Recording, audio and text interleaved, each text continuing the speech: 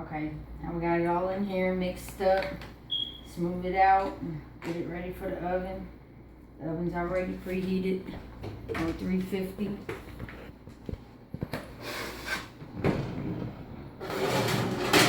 There we go. 350. And then set the timer on 30. And we'll be back at y'all in a minute. 30 minutes later.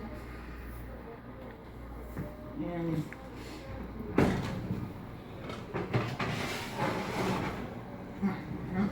it's ready to go. There it is. The finished product.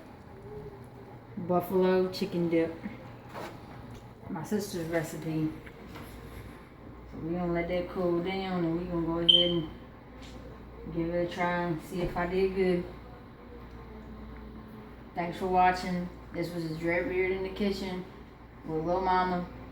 And the comments, questions, anything at the bottom. Thank you.